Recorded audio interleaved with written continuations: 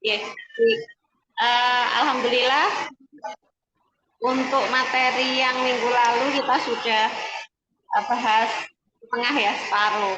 Nah, insya Allah malam ini kita akan bahas separuhnya lagi, yang insya Allah nanti juga akan kita datangkan yang sudah mempraktekkan ilmunya, insya Allah sebagai testimoni ya. Nanti kita akan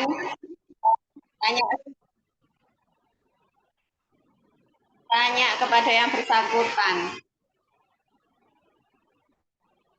Baik. Untuk teman-teman yang lain yang baru bergabung, saya mohon maaf karena suaranya mungkin feedback ya, karena di sini sedang hujan deras. Mohon maaf, ada feedback suaranya kemerosak nih. Mohon maaf sekali. Baik, kita mulai saja ya, bunda-bunda yang dirahmati Allah. Insya Allah nanti sambil menunggu yang lainnya, dan kita biar nggak kemalaman juga dan lebih lebih puas ngobrolnya ya. Nanti kalau materinya sudah selesai, nanti kita ngobrol lagi gitu lebih seru ya. Baik, kita mulai saja. Assalamualaikum warahmatullahi wabarakatuh. Waalaikumsalam warahmatullahi wabarakatuh. Allahumma sholli ala sayyidina Muhammad wa ala ali sayyidina Muhammad. Rabbi shrah li sadri wa yassir li amri wa hlul 'uqdatam min lisani yafqahu qawli. Alhamdulillah, agar ilmu kita bermanfaat, monggo kita buka majelis kita kali ini dengan bacaan Ummul Kitab, Ummul Fatihah. A'udzubillahi Bismillahirrahmanirrahim. Alhamdulillah. Iyyaka na'budu wa iyyaka nasta'in. Ihdinas siratal mustaqim. Siratal ladzina an'amta 'alaihim ghairil maghdubi 'alaihim waladdallin.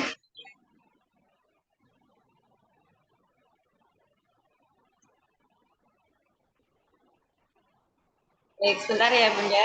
Saya sambil atur ini dulu. Baik. Alhamdulillah untuk materi yang lalu kita sampai pada materi apa ya, ini saya langsung share layarnya. Nanti bagi teman-teman yang kemarin atau pekan lalu belum mengikuti, saya review sedikit ya. Saya review sedikit. Baik.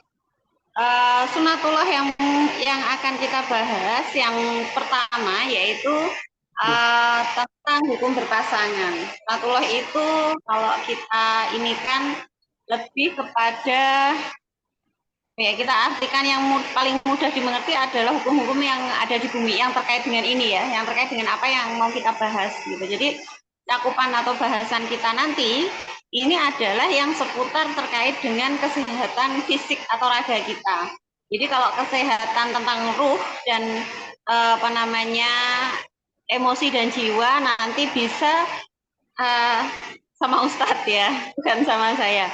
Jadi untuk kajian kita malam ini pembahasannya adalah seputar tentang raga atau fisik. Bagaimana kita merawat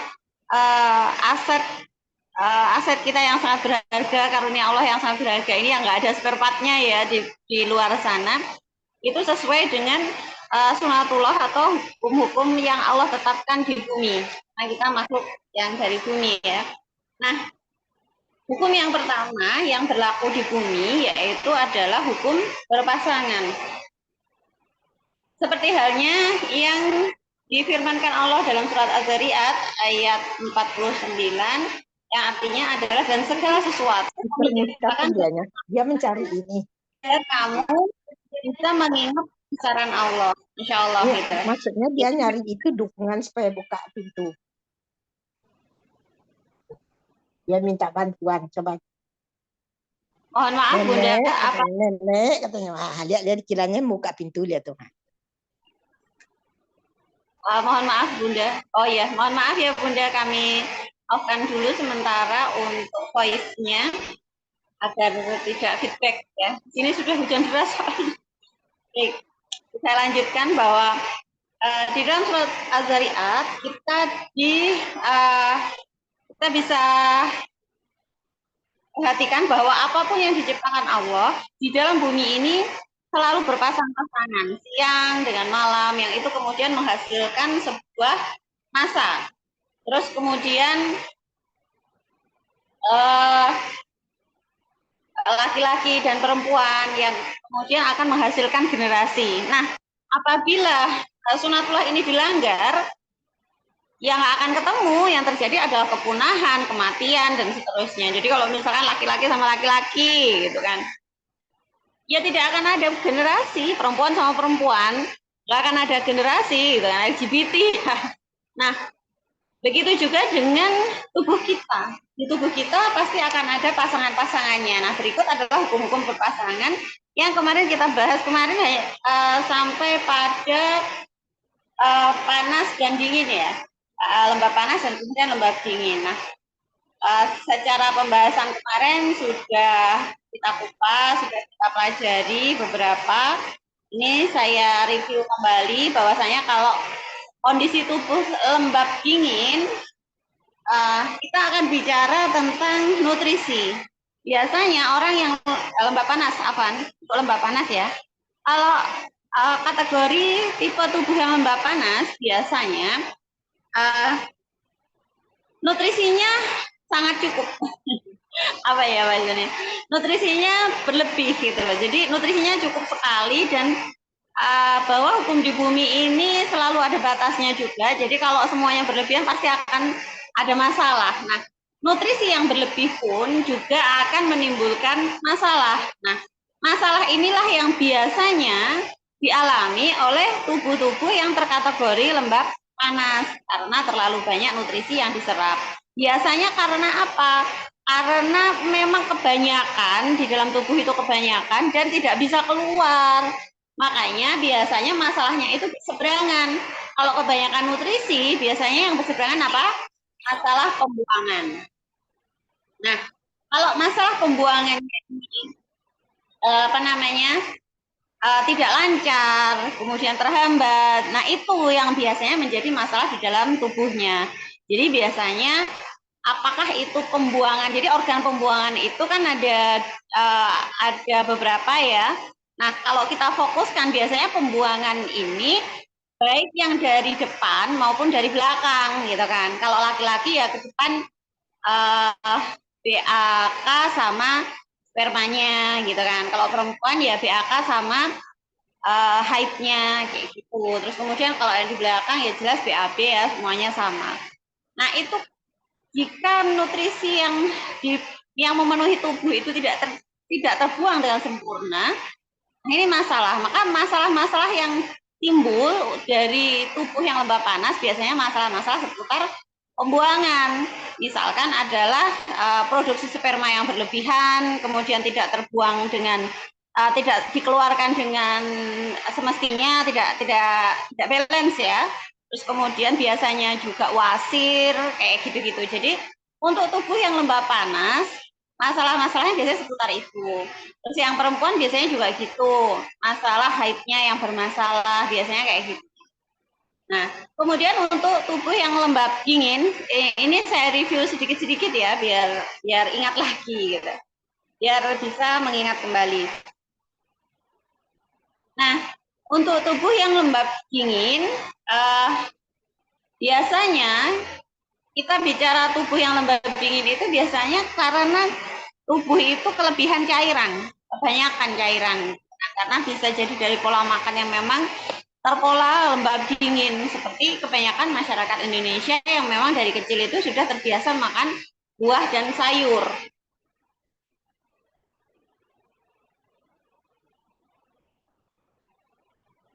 Nah, biasanya karena terlalu banyak makan makanan yang bersifat lembab dingin, maka tubuh itu akan cenderung untuk lembab dingin pula sifatnya. Nah, masalah bagi tubuh yang bersifat lembab dingin biasanya berseberangannya, yaitu biasanya itu fungsi organnya.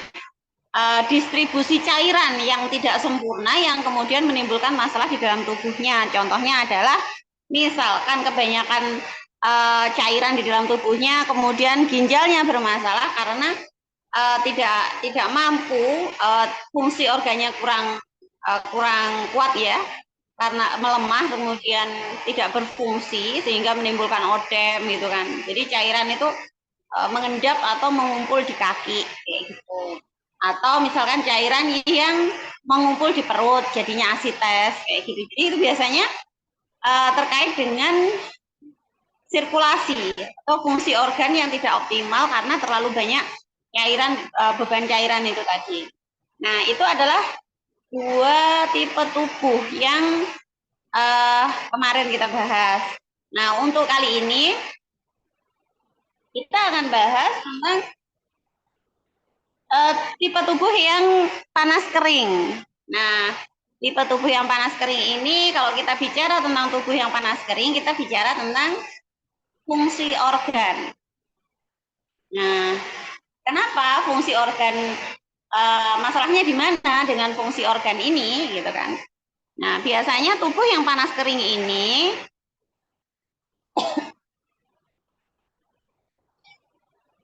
masalah utamanya apa? Karena panas dan kering, Afan, karena panas dan kering, maka masalah utama di dalam tubuh itu adalah kekurangan cairannya. Jadi biasa pola makanya adalah yang bersifat panas dan kering. Apa itu kayak keripik-keripik, ciki-ciki itu biasanya kalau anak-anak gitu kan. Nah itu biasanya terus kekurangan cairan di dalam tubuhnya kemudian menyusut sehingga menyebabkan panas yang mengering, panas dan kering pula. Biasanya ini ditandai dengan lidah yang sangat merah menyala dan kering gitu. Nah kemudian bagaimana dengan nutrisinya, bagaimana dengan cairannya, ya berarti solusinya adalah dengan menambah cairan di tubuhnya. Maka infus water, kemudian jus masuk, ini efektif untuk tubuh yang memang panas kering gitu. Jadi kita jadi tahu bahwasanya segala sesuatu itu baik untuk siapa dan tidak baik untuk siapa. Jadi bukan berarti bahwa infus water kemudian viral terus semuanya minum gitu kan. Nah, apakah ini efektif untuk tubuh yang lembab dingin? Ya, namanya LGBT kalau infus water dikonsumsi oleh orang yang dengan tipe tubuh yang lembab dingin karena dia sudah lembab dan dingin dimasuki oleh infus water pula gitu loh. Nah, jadi lebih bijak ya kita untuk mendapatkan informasi dan mengaplikasikan informasi itu. Bagaimana kita mengaplikasikan informasi itu? Kalau kita tahu keempat kaidah ini gitu loh. Jadi kalau misalkan tubuh pasien itu dalam kondisi panas kering, ya nggak apa-apa, masuklah di situ jus, masuklah buah-buahan, masuklah infus water, kemudian produk-produk yang memang menambah cairan, macam kayak produk-produk olahan kedelai, gitu kan. Nah itu efektif gitu loh. Tetapi kalau misalkan tubuh yang panas kering, kemudian uh, dikasih habatus sauda gitu kan. Nah ini LGBT lagi nih. Karena apa? Karena tubuh yang panas kering, habatus sauda sifatnya itu dia juga kering dan juga hangat gitu kan. Ya makin menjadi sakitnya nanti, makin kering, makin gak karu-karuan. Nah itulah yang namanya kalau kita bilang LGBT ya, karena sejenis gitu loh. Sedangkan kita dipasang-pasangkan sama Allah agar kita itu bisa tahu bahwasanya kebutuhan tubuh kita yang toyib terhadap tubuh kita, makanan yang toyib itu adalah makanan yang berlawanan dengan kondisi atau sindrom tubuh kita. Mohon maaf ya, kita break sejenak karena ada azan.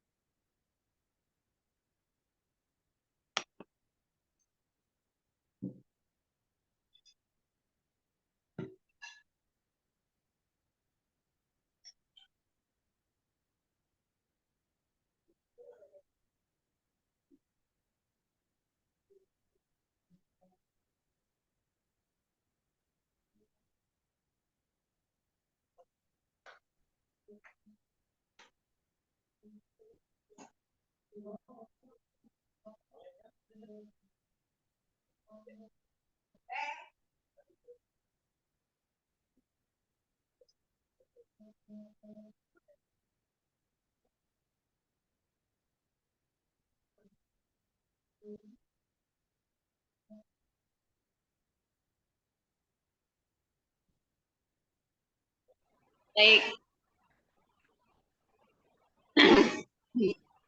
kita lanjutkan. Mohon maaf, di musola sebelah baru mengumandangkan azan isya.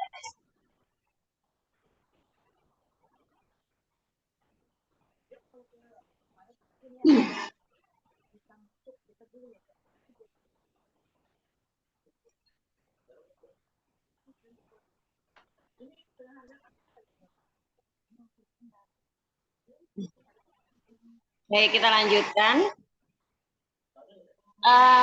Untuk tubuh yang panas kering, maka solusinya adalah ya tinggal ditambah aja cairannya. Cairan ini bisa berupa memang cairan yang membutuhkan lembab dingin sifatnya, maupun saya gini, cairan yang berasal dari minuman saja, ataukah cairan yang berasal dari makanan pun gitu loh. Jadi cairan di dalam tubuh kita itu, darah dan seterusnya itu memang terbentuk dari apa yang kita konsumsi. Nah, biasanya tubuh yang panas kering, masalahnya adalah karena kekurangan cairan atau pelumas ya di dalam tubuhnya, sehingga biasanya akan mudah meradang, terjadi peradangan dan seterusnya gitu. Nah, ini untuk tubuh yang panas kering. Nah, tubuh yang panas kering biasanya nadinya itu atau nadinya akan lebih sifatnya itu kecil dan cepat. Tubuh yang panas kering ya, makin cepat berarti tubuhnya makin panas. Nah, ini secara pelogikaan, secara logika sekali lagi logika yang paling mudah diterima ya, agar kita tidak terlalu belibet gitu kan, untuk mempelajari tubuh kita dan menganggap bahwasanya kesehatan ini adalah ilmu yang sangat sulit. Padahal tidak seperti itu, bahwa ilmu itu berasal dari Allah dan Allah itu tidak akan mempersulit hambanya, akan menzolimi hambanya kecuali hamba itu yang dirinya sendiri. Nah, untuk kondisi tubuh yang panas kering, bisa kita lihat yang menyala. Biasanya agak tipis ya, karena memang kekurangan cairan di dalam tubuhnya. Terus nadinya akan terlihat kecil dan terasa kalau kita pegang di pergelangan tangan itu biasanya kecil dan cepat. Nah, solusinya untuk fungsi organ yang bermasalah sifat panas ini adalah dengan menambah cairan atau pelumasnya. Seberangan ya, jadi di sebelah ini.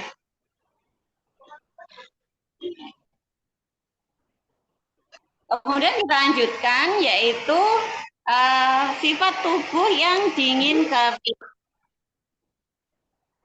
Baik.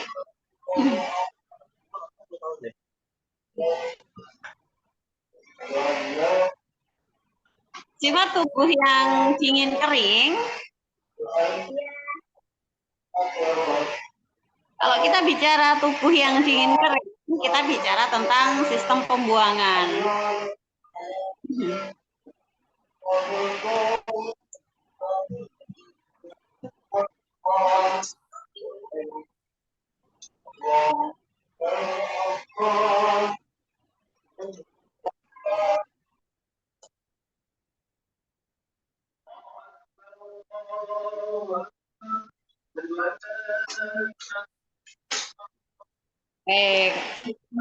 Untuk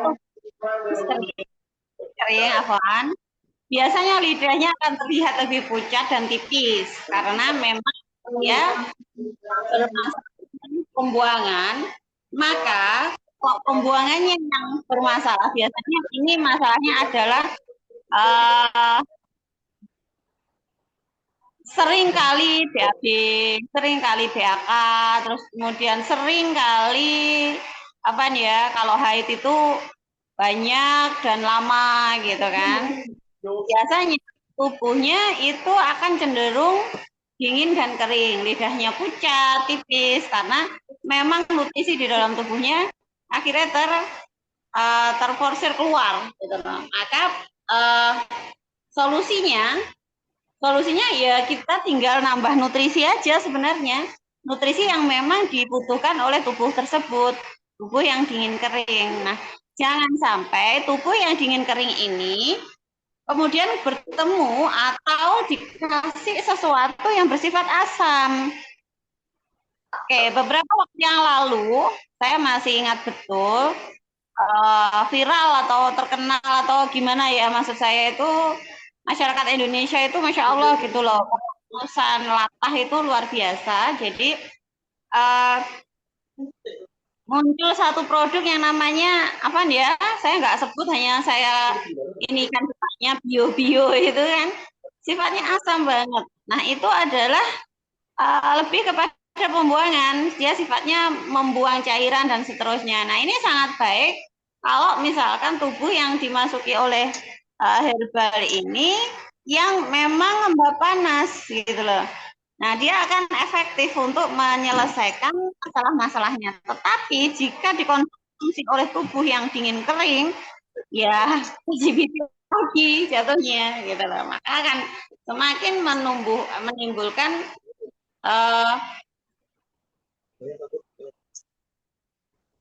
masalah baru gitu loh. Karena memang ininya apa ya? Tidak berlawanan atau sejenis ya LGBT itu tadi. Gitu. Baik. Untuk tubuh yang dingin kering, solusinya lebih mudah Bunda. Itu kita tinggal gelontor aja nutrisinya, kita tinggal kasih aja nutrisinya yang cukup untuk memenuhi kebutuhan tubuhnya. Nah itu jauh lebih efektif. Nah maka dari keempat kaidah ini kita bisa sekarang untuk meneliti tubuh kita itu sifatnya apa, bagaimana, gitu kan, sesuai dengan ciri-ciri ini. Kita berada di kuadran yang mana nih? Lembab panaskah, panas keringkah, dingin keringkah, ataukah lembab dingin? Gitu. Kalau misalkan belum tahu nggak apa-apa, ciri-cirinya seperti yang saya ungkapkan tadi, bahwasanya kalau itu, ya, jadi ciri-cirinya itu terlihat yang paling efektif itu dari lidahnya. Tapi kalau belum bisa kok kita kasih indikator lagi. Biasanya orang yang sifat atau karakter tubuhnya itu lembab panas, biasanya atau cenderung ada panasnya, biasanya akan mencari yang dingin-dingin. Contoh, tidurnya itu nyari yang tempat yang dingin, yang ber-AC, yang berkipas, atau misalkan di lantai tanpa alas, kayak gitu. Terus nggak suka pakai baju hangat, karena dia mencari yang cenderung dingin. Kemudian, kalau kita ini tubuh yang cenderung dingin akan mencari lawannya. Jadi mencari sesuatu yang sifatnya hangat atau panas. Contohnya tidak tahan terhadap dingin. Kalau tidur biasanya minta yang hangat-hangat, berselimut, dipeluk. Terus kemudian apa namanya, baju juga milih yang memang hangat sifatnya, pakai kaos kaki, pakai jaket, kayak gitu-gitu. Terus kemudian minumnya pun juga milih yang minuman yang suhunya lebih hangat atau sifatnya juga lebih panas gitu, kayak lebih milih jahe daripada yang ada esnya, kayak gitu. Nah, terus kemudian kalau misalkan cenderung untuk apa namanya dingin kering, dingin tapi dingin kering, biasanya ini sangat apa ya, sangat, jadi dari rasa-rasa yang cenderung dicari itu pun juga menjawab karakter tubuhnya Bun. Jadi contoh, orang yang suka asin atau gurih ya, gurih itu biasanya tubuhnya akan cenderung lembab. Karena apa? Dia akan mencari yang kering, sedangkan garam atau rasa asin itu cenderung kering. Karenanya kenapa? Ibu-ibu yang hamil muda yang cenderung muntah, mual dan seterusnya itu kelembapannya itu meningkat. Itu jangan dikasih gula, Bun, karena gula itu lembab. Sifatnya manis. Jadi yang manis itu lembab, mengikat gitu. Nah, kasih aja garam atau yang asin, yang gurih-gurih, pasti dia akan lebih baik. Gitu. Makanya orang hamil muda itu biasanya ngemut garam ya, Bun ya. Kalau apa namanya orang tua zaman dulu itu biasanya disuruh ngemut garam. Nah, itu akan membuat dia lebih baik daripada ngemut apa gula. Kalau ngemut gula semakin enak, semakin mual nanti. Nah, sedangkan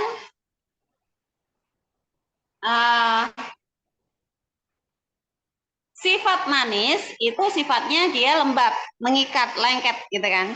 Maka sifat lembab ini yang kemudian akan diminta atau akan disenangi oleh orang-orang yang memang biasanya kekurangan nutrisi dan energi. Nah, sifatnya biasanya lambungnya agak kering, makanya maunya yang manis-manis gitu. Terus kemudian ada lagi yang sifatnya asam. Asam ini biasanya itu dia sifatnya dingin kering. Kayak jeruk nipis itu sifatnya dingin kering. Nah, itu arahnya kemana? Arahnya ke pembuangan. Maka yang bersifat asam itu, kunyit asam, ya, itu dia melancarkan darah untuk haid ya, pembuangan, kayak gitu, kunyit asam. Nah, itu pun juga ada asamnya, asam Jawa. Itu sifatnya lebih kepada pembuangan. Mungkin apalagi rasa-rasa itu habis asin, manis, terus kemudian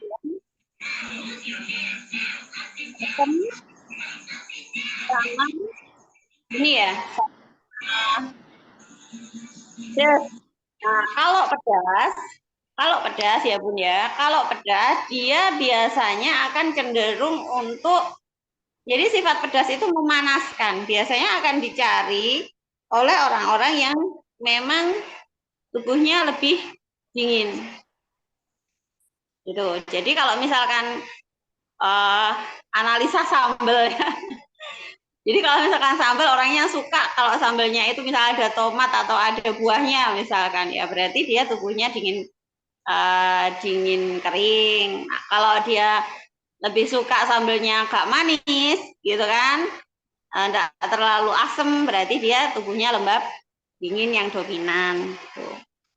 Nah kalau misalkan orangnya lebih suka asin atau gurih nggak suka manis ya berarti ya tubuhnya ini indikator tubuhnya seperti itu. Jadi kita bisa menganalisa diri sendiri kita ini masuk ke golongan yang mana nih tubuh kita gitu kan. Apakah kita terus kemudian kalau sudah tahu kondisi karakter tubuh kita, masalah-masalah yang ada di dalam tubuh kita itu bagaimana? Apakah akan disolusikan sesuai dengan sunatullah, yaitu mencari lawannya agar kita bisa merawat diri, ataukah justru malah memasukkan dan memberikan tubuh kita itu sesuatu yang sejenis, atau kita bilang tadi apa LGBT tadi gitu loh. Maka disitulah efektivitas pengobatan yang kemudian kenapa hari ini itu pengobatan seolah-olah itu kayak nggak ada ujungnya gitu loh. Seolah-olah habis sakit ini, kemudian besok bertambah lagi ini, tahun depan bertambah lagi ini, dan yang masalah pertama itu nggak selesai. Ya karena apa? Karena LGBT tadi gitu loh. Misal contoh penyakit lambung. Nah lambungnya itu kenapa kok bermasalah? Karena terlalu lembab gitu kan. Nah terlalu lembab kemudian ada satu kasus dikasih madu dia enakan karena memang madu sifatnya hangat, lembab hangat. Nah, ya enakan. Nah, begitu masuk lagi pasien dengan kasus lambung, tetapi sindrom atau kondisi tubuh dan lambungnya itu lebih kering, dikasihlah madu yang sama, yang nggak efektif gitu loh. Justru malah semakin menjadi sakitnya. Maka disitulah pentingnya kita mengenali karakter tubuh kita, kemudian karakter tubuh para anggota keluarga kita, agar apa? Kita menjaga kesehatan keluarga itu jadi benar-benar tahu dan nggak ribet gitu loh. Kalau misalkan kita belajar dengan bahasa medis atau bahasa Chinese yang ini pengobatan timur ya Bun, yang berasal dari, maksudnya yang banyak dipelajari oleh teman-teman kita di China. Terus dengan pembahasan China yang memang sangat rumit, ya nggak mudeng-mudeng gitu loh. Makanya ini kemudian disederhanakan pelogikaannya agar kita yang masyarakat awam itu bisa lebih mudah menerimanya dan mengaplikasikannya dalam kehidupan sehari-hari kita. Nah, jika sudah paham tentang karakter tubuh masing-masing atau anggota keluarga kita, terutama ini kita para ibu ya, harus memahami karakter tubuh suaminya, harus memahami karakter tubuh anak-anaknya gitu kan. Terus kemudian jangan lupa juga nantinya kalau misalkan uh, akan mengambil keputusan untuk mempersiapkan menu, mempersiapkan misalkan bekal kalau anak kita tidak bersama kita. Jadi misalkan melepas anak kita untuk kuliah misalkan kan harus kos atau harus berpisah dari kita. Maka kita jadi tahu bahwasanya oh iya berarti anak saya nanti akan ada masalah di sini, saya bawakan nih herbal yang memang sifatnya untuk menangani masalah ini. Dan kalau misalkan nanti dia bermasalah di sini, kita juga bisa kasih tahu gitu loh bahwasanya nanti kamu kalau di sana misal nih perutmu sakit, mual, muntah segala macam, yang harus kamu cari apa? Yang pertama adalah garam dulu, ngemut garam dulu gitu kan. Terus kalau misalkan dia terlalu kering lambungnya dan tipenya memang kering, ya yang harus kamu lakukan apa? Oh, ngunyah nasi putih aja gitu. Jadi lebih solutif. Gitu. Terus kemudian kita juga bisa dengan analisa karakter tubuh ini, kita bisa membuat menu-menu yang nantinya itu memang yang dibutuhkan oleh tubuh anggota keluarga kita. Jadi sebenarnya menjaga kesehatan tubuh itu cukup dari dapur aja, Bun. Cukup dari masakan sehari-hari kita. Jadi manakala kita sudah tahu posisi atau kuadran dari tipe tubuh anggota keluarga kita jadi lebih mudah untuk menentukan menu-menu masakan sehari-hari yang nantinya itulah yang akan memperkuat imunnya sendiri. Jadi nggak perlu yang kayak vitamin-vitamin buatan dan seterusnya. Kita bisa memangkas itu gitu ya, cukup dari makanan yang memang kita sajikan setiap hari gitu. Contoh misalkan ini kan musim penghujan ya, dingin terus kemudian basah gitu kan. Nah, itu bisa Bun kita antisipasi dengan apa? Banyakin atau misalkan seringin menu masakan yang pedas. Karena apa? Suasana yang basah, suasana yang dingin itu biasanya akan memicu kelembapan pula atau dingin di tubuh kita. Maka lengkapi nutrisi dengan paduan yang sifatnya panas. Jadi kalau yang paling mudah ya, yang paling mudah menu yang bisa mengcover kebutuhan tubuh di musim seperti ini, yang paling mudah itu ya telur diceplok gitu kan, terus kemudian dikasih kita nyambel bawang gitu loh Bun.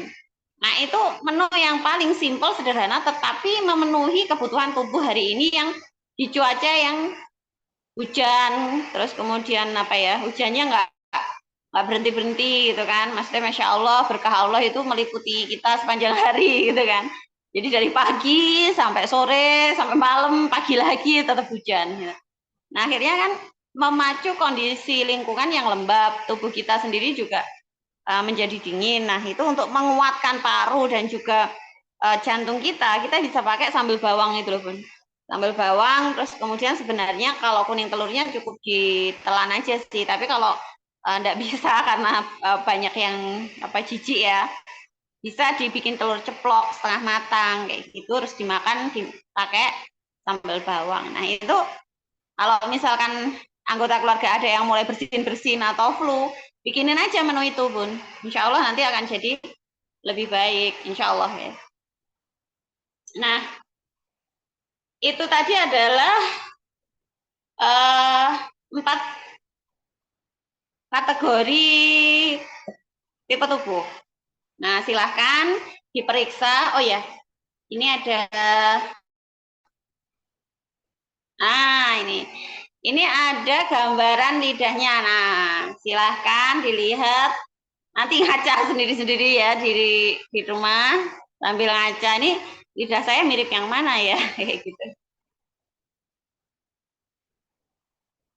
Kalau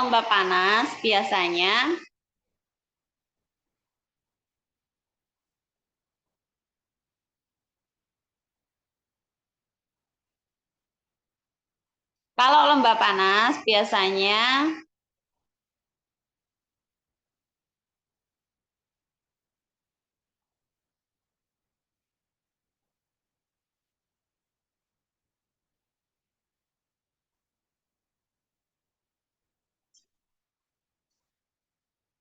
nah, ini adalah contoh-contoh lidah yang bisa kita lihat, kita ngaca ya. Nanti kita ngaca bahwa kita lebih mirip yang mana nih gitu loh. Kuadran di mana nih kita, tubuh kita kayak gitu. Kalau misalkan kayaknya lidah saya lebih miripan sama yang di daerah lembab dingin ini deh. Karena itu ya pucat, terus ada selaput putihnya kayak gitu. Atau mungkin ada yang itu di daerah lembab panas. Saya yang masih merah, masih cukup kemerahannya, kemudian ada selaput putih gitu. Atau yang memang tidak benar-benar pucat putih kayak yang di posisi dingin kering itu. Nah, nanti bisa dievaluasi masing-masing. Nah, di situ nanti kita akan tentukan kalau sudah tahu kondisi tubuh kita ada di kuadran yang mana, maka kita bisa mengefektifkan kalau jika ada masalah di dalam tubuh kita.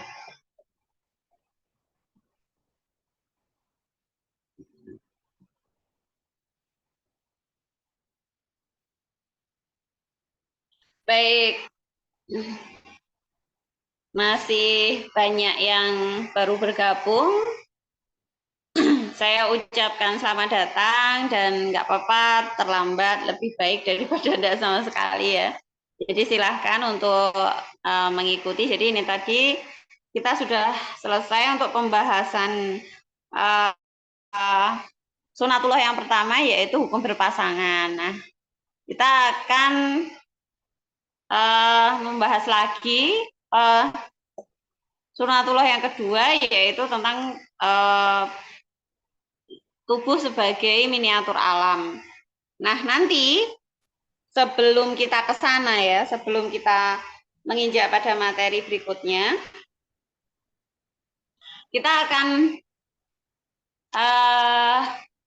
dengarkan testimoni-testimoni dari teman-teman yang sudah mengaplikasi atau mempraktekkan 4 kaidah ini. Kaidah panas, kering, lembab, dingin ini nanti aplikasinya di dalam kehidupan sehari-hari dengan pola makannya itu dan dengan masalah yang ada di tubuhnya akan bisa kita tahu, oh dari beliau-beliau yang sudah mempraktekkan ilmu ini gitu. Jadi nanti kita akan hadirkan beberapa orang yang memang mau memberikan testimoni tentang efektivitas keempat sindrom ini ya, keempat karakter tubuh ini dalam menjaga kesehatan gitu. Nah, baik. Sekarang kita akan lebih fokus lagi kepada sifat-sifat makanan. Karena apa? Oke, kalau kita sekarang sudah tahu tipe tubuh kita, nah bagaimana nih menentukan karakter atau sifat makanan yang akan kita makan gitu kan? Karena kita mungkin oke ya, saya sudah tahu lidah saya kayaknya ada di posisi lembab dingin lah gitu kan, karena di situ contohnya kayak gitu saya kayaknya mirip deh gitu kan. Nah kemudian bagaimana saya bisa menentukan makanan yang berlawanan dengan kondisi tubuh saya, yaitu yang saya harusnya mengkonsumsi makanan-makanan yang bersifat lembab hangat. Nah, caranya mengetahui bagaimana makanan itu sifatnya lembab atau hangat, ataukah panas, ataukah kering, ya kan? Nah, ini kita bahas tentang ciri-cirinya. Nah, ini adalah ciri-ciri sesuatu yang lembab atau karakter. Karakter dari sesuatu yang lembab atau sifat lembab itu karakternya itu gini, lengket, kemudian mengikat, kemudian membuat kotor di mulut ya. Membuat kotor karena dia nempel ya, jadi dia kayak berasa kotor gitu di mulut. Kemudian menimbulkan rasa enek. Enek itu apa ya? Ya pokoknya enek lah. Karena terlalu, ya pokoknya enek lah, Bun. Paham kan enek itu. Nah, jika sesuatu itu lengket, kemudian mengikat, membuat kotor, nah bisa dipastikan bahwa makanan atau minuman tersebut sifatnya lembab. Gitu. Contohnya apa? Yang lengket, kemudian mengikat. Ketika terjadi serangan-serangan cyber. Jadi, penyusun ini satu adalah kayak coklat ya. Coklat itu kan lengket, kemudian apa namanya? Membuat kotor juga di mulut dan gigi kita. Terus kemudian pisang itu, nah itu juga membuat kotor ya di mulut kita. Nah itu sifatnya lembab. Nah lawannya lembab adalah kering. Sifatnya apa kalau kering ini? Kering biasanya menyebar atau ambiar ya bahasa Jawanya. Kalau yang bahasa Indonesia apa ya? Ya kan menyebar lah. Nah kering ini karena sudah kering biasanya akan cenderung menyebar. Nah terlalu kering kalau dia tidak ada lembabnya biasanya dia akan mencar apa ambiar bahasa Jawanya. Nah sedangkan panas ya panas itu karakternya dia akan ke atas membakar dan ke atas gitu. Jadi panas itu menimbulkan apa ya sifatnya bisa membakar panas itu kemudian dan pasti di atas gitu loh nggak mungkin panas itu kemudian ikut turun ke bawah itu ya sulit kalau panas itu biasanya selalu membumbung ke atas nggak mungkin turun gitu loh. Kemudian dia juga punya karakter melelehkan atau mencairkan gitu. Jadi kalau misalkan laki-laki yang suka bikin meleleh hatinya bunda gitu, nah itu berarti bisa dipastikan beliau tipe panas gitu. Sukanya melontarkan kata-kata yang bikin hatinya meleleh cair gitu ya. Nah ini guyonan tapi intinya bahwa panas itu bisa melelehkan yang beku mencairkan gitu kan. Jadi ada karakter orang yang memang kalau bersama beliau itu suasana jadi cair, suasana jadi enak lah gitu kan, nggak beku, nggak tegang, nggak serem gitu. Nah itu biasanya orang-orang seperti itu karakternya akan cenderung lebih dominan panas. Nah kebalikannya adalah dingin. Dingin ini karakternya adalah menghentikan, kemudian membekukan menghentikan apa yang sedang berjalan, kemudian membekukannya. Nah ini. Nah, artinya apa? Sifat dingin ini juga diperlukan di dalam tubuh kita. Karena apa? Kita bisa bayangkan nih kalau misalkan darah kemudian nggak beku itu kan ngalir terus itu. Nah, bahaya juga. Makanya, Masya Allah, Allah itu lengkap banget gitu loh. Menciptakan segala sesuatu itu di dalam tubuh kita. Nah, apa yang kemudian kasus-kasus yang ditimbulkan dari sebuah kebekuan itu biasanya yang sekarang terjadi di masyarakat Indonesia itu yang paling sering terjadi adalah satu asam urat, kemudian kolesterol yang menyumbat, terus kemudian ada penyumbatan di dalam pembuluh darah yang menimbulkan apa namanya, tensi jadi naik. Terus ada lagi penyumbatan di dalam otak. Nah, itu kerjaan siapa? Kerjaan darah yang sifatnya dingin. Jadi dia akhirnya membekukan, kayak kita punya minyak yang ditaruh di freezer itu loh Bun. Jadi minyak yang harusnya itu dia liquid, harusnya dia itu cair gitu kan. Kalau dimasukkan ke dalam freezer, ya membeku dia, menjadi gumpalan. Nah, begitu juga dengan darah kita. Jadi darah kita kalau kebanyakan sifat lembab dan dinginnya, lembab tadi kan mengikat ya, sudahlah dia mengikat, lengket, kemudian ada dingin yang dominan, sudah lengket, kemudian dibekukan pula. Jadi apa? Jadi gumpalan yang kemudian dia akan pastinya mengganggu peredaran darah. Nah, yang seperti itu kemudian akan menimbulkan masalah. Semuanya bagus kalau kita yang membanding-bandingkan. Contohnya adalah berarti minyak kelapa itu tidak lebih bagus daripada minyak sawit, enggak begitu. Terus ada lagi yang membandingkan bahwasanya apa? Bahwasanya susu sapi itu tidak lebih baik daripada susu kambing. Tidak begitu juga gitu. Tetapi kita jadi tahu susu sapi yang dihasilkan oleh sapi yang makan rumput-rumputan, tumbuh di bawah gitu kan, dia tidak tahan terhadap panas dan dingin, maka sifat susu sapi itu jauh lebih di bawahnya susu kambing, lebih dingin gitu loh. Sedangkan susu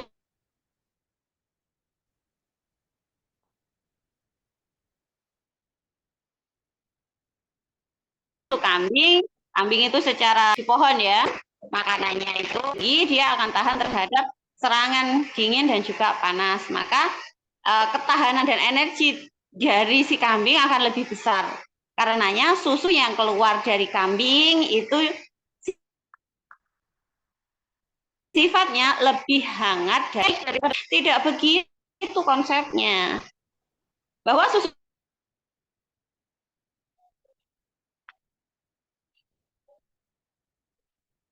kambing itu baik untuk siapa? Jadi susu kambing yang lembab hangat.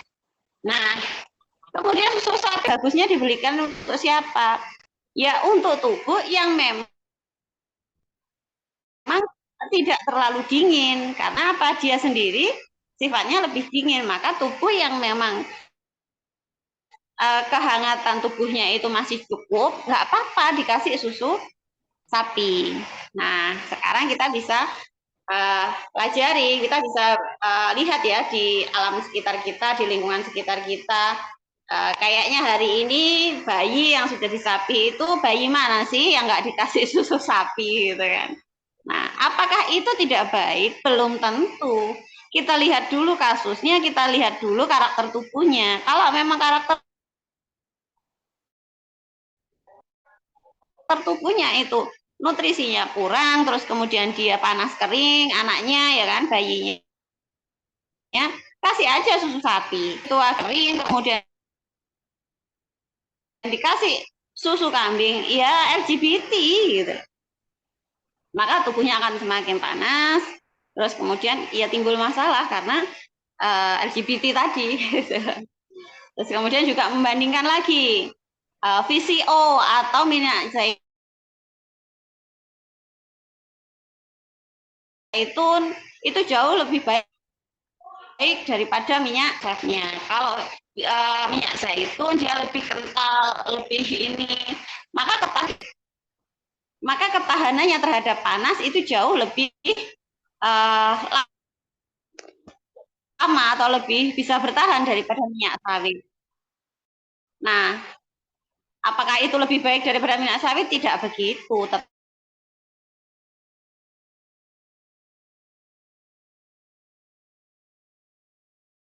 Tapi minyak zaitun punya panasnya si minyak zaitun.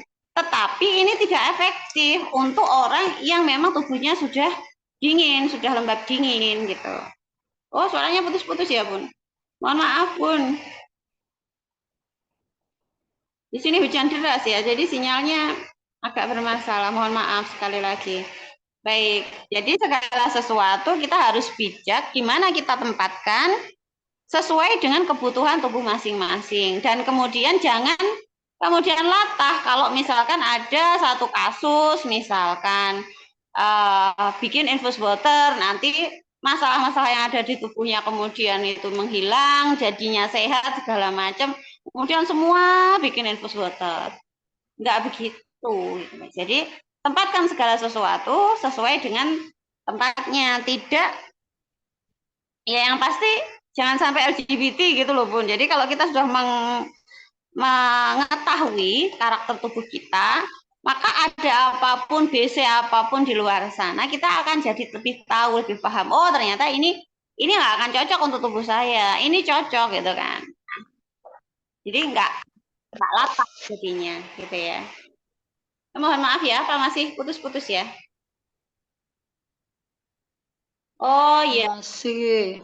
Kayaknya memang sinyal saya apa ya? Baik, coba saya tak pindah tempat ya ini. Nah, saya tak pindah tempat dulu agar nggak putus-putus. Sebentar.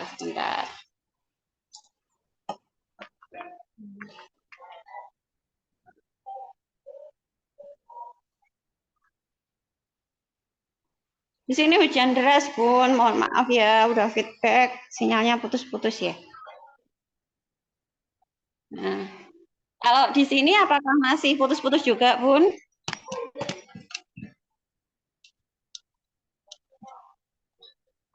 Terus Pundi masih putus-putus juga? Tidak. Lumayan. Oke. Di sini saja, di sini saya cari posisi. Mohon maaf. Oke. Mohon maaf. Baik, sebentar saya set. Sudah jelas, Bunda. Oke.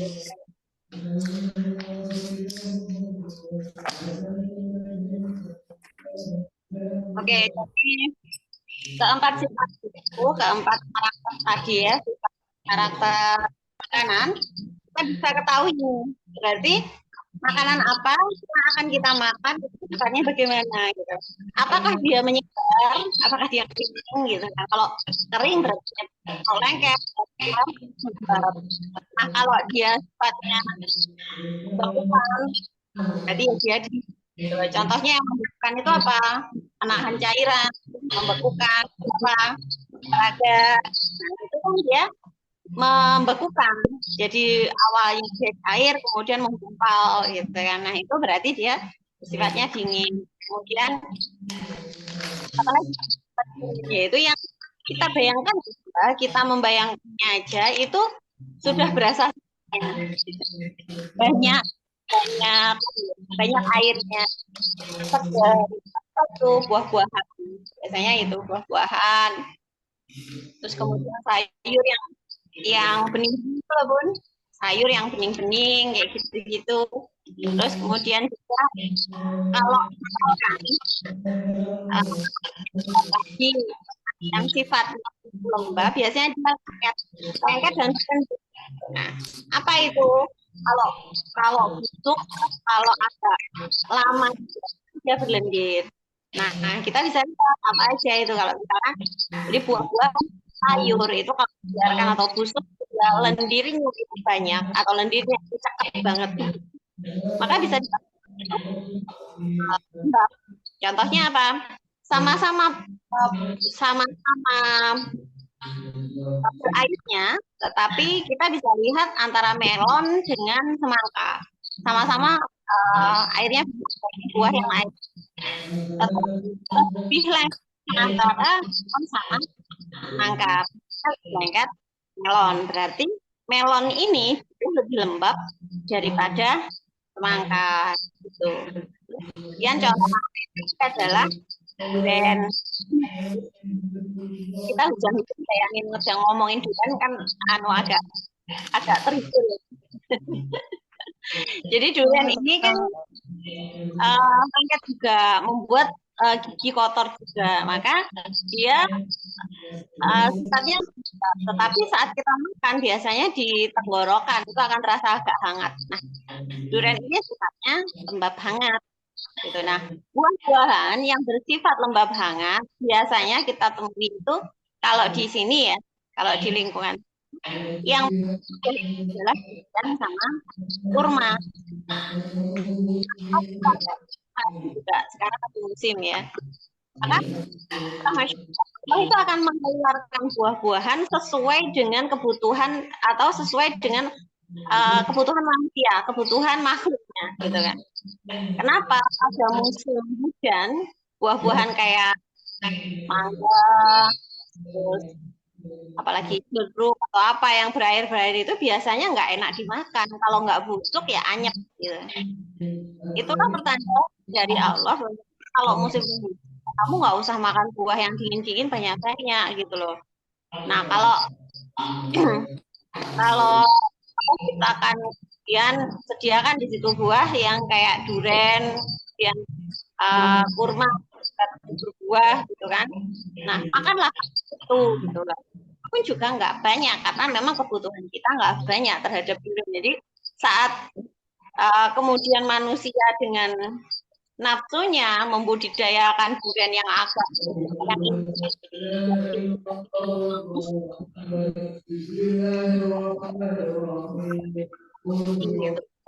kebutuhan kita terhadap itu ya kan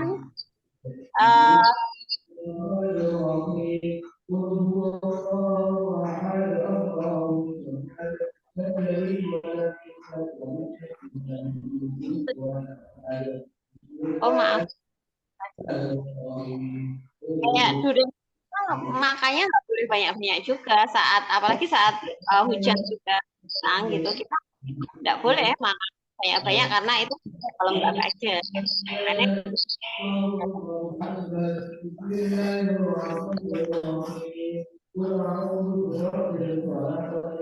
Alhamdulillah sudah pukul 8 kita sudah ini ya untuk apa namanya sifat makanan.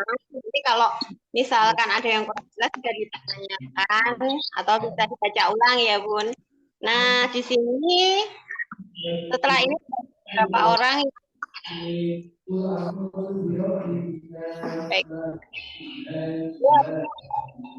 sudah mempraktekkan ya, yang sudah mempraktekkan ilmu ini, dapat kaidah ini, silahkan yang mau memberikan testimoninya atas prakteknya ya, aplikasi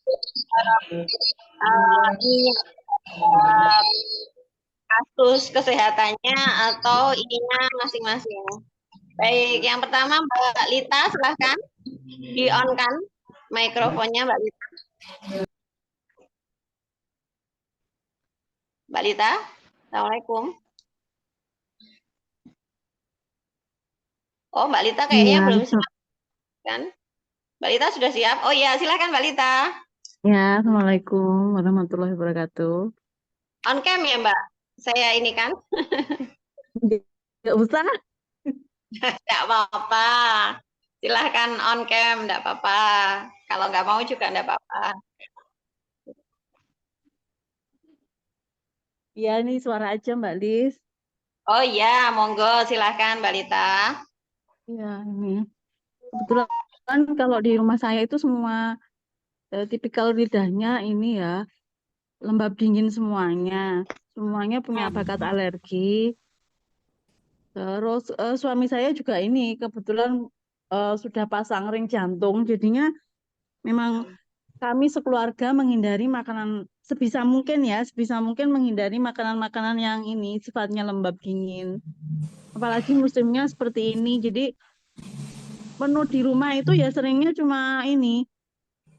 menghindari buah, sayur, sama kalau makan ya paling manggang ayam itu saya bikin ayam itu saya ungkep gitu, Jadi kalau makan itu tinggal di air fryer, juga nggak pakai minyak. Terus itu sama bikin sambal bawang itu lomboknya sama bawangnya mentah, nggak saya. Kadang saya kukus gitu. Oh Itu, iya. ya. Itu menjadikan lebih baik atau gimana Mbak? Sudah berapa lama dengan Alhamdulillah dengan itu anak-anak itu jadi apa? Biasanya kan bersin-bersin terus gitu. Sering karena memang bawaannya itu ya. Jadi itu Nggih. sangat berkurang gitu. Apa yang disediakan di rumah itu nggih ya dimakan yang itu. Cuma kalau kan seringnya anak-anak pulang sekolah apa makan di sekolahan. Jadi untuk buah kan pasti dikasih, sayur dikasih. Jadi ya pasti masih kena lembab dingin, cuma ya bisa diminimalisir gitu dengan makanan di rumah yang benar-benar nggak lembab dingin gitu. Insya Allah. Jadi nggak gampang sakit mungkin ya Mbak ya. Iya betul nggak. Walaupun musim ada pancaroba, terus musimnya seperti ini, alhamdulillah nggak gampang sakit. Malah kalau pulang Ya, sekolah itu hujan ya hujan-hujanan gitu. Masya Allah. Gitu. Padahal kan sebenarnya nggak apa-apa ya, hujan-hujanan itu malah berkah gitu loh, kalau kondisinya Iya, iya, bagus. iya, betul. Anak-anak lebih suka hujan-hujanan, terus kalau sudah nyampe rumah gitu, kan lapar habis kena hujan, ya itu makannya cuma ya karena anaknya suka ayam, ya ayam saya panggang itu tadi sama sambel itu udah seneng gitu. Nggih, Nggih. baik. Sudah out of the box ya Mbak Lita, karena kan nggak ngoprak-ngoprak atau nggak nyuruh-nyuruh dengan marah-marah anaknya untuk harus makan Nah, buah sama nggih. sayur gitu, karena sudah tahu Alhamdulillah karena uh, sudah anaknya. konsultasi sama Mbak Lis kan kurang lebih hampir 2 tahun nggih. Jadi alhamdulillah Nggih. itu sudah berjalan gitu. Sudah insaf ya Mbak. Insya Allah. Ya insaf, alhamdulillah. Nggih. Nggih, matur nuwun Mbak Lita. Baik. Sama-sama Mbak Lis. Kita yang sudah mempraktekkan 2 tahun, Masya Allah, gak kerasa ya Mbak. Alhamdulillah. Alhamdulillah. Mbak Rina mungkin setelah bagaimana silakan Mbak Rina, monggo kalau mau ngasih testimoninya di on kan katanya. Testimoni aja ya. Oh ada Mbak Febra. Oke silahkan Mbak Rina dulu, setelah ini Mbak Febra ya. Baik silakan Mbak Rina. Bismillahirrahmanirrahim. Assalamualaikum warahmatullahi wabarakatuh. Waalaikumsalam warahmatullahi wabarakatuh. Alhamdulillah ya. Testimoni. Memang kalau saya kan kronis ya, sakit saya itu kan ada sekitar 10 tahun yang lalu ini, lebih bahkan. Itu ya alhamdulillah, kondisi saya itu ya apa istilahnya ya memang lembab dingin gitu ya. Cuma sebenarnya diet saya itu nggak terlalu ketat banget sih. Kadang juga masih suka tempe gitu ya. Katanya kalau tahu sama tempe itu lebih hangat tempe gitu ya. Itu saya nggak murni pakai protein hewani itu. Tapi saya masih kadang masih suka tempe gitu ya. Itu pun masih saya goreng gitu. Tapi alhamdulillah ya, sekarang bisa hidup tanpa obat gitu. Walaupun toh kalau misalnya obat saya pakai herba-herba dapur itu.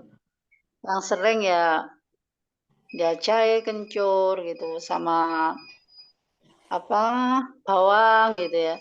Jadi tiap ke kantor itu saya mesti minum gitu ya, minuman hangat itu cuma irisin jahe gitu ya.